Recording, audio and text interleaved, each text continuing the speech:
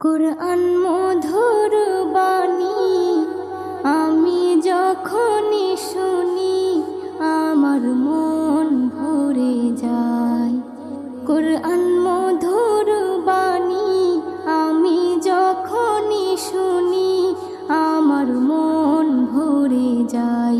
শোনো মুমিন মুসলমান, পড়ে দেখো না কুরআন, কত শান্তি পাওয়া যায়। কুরআন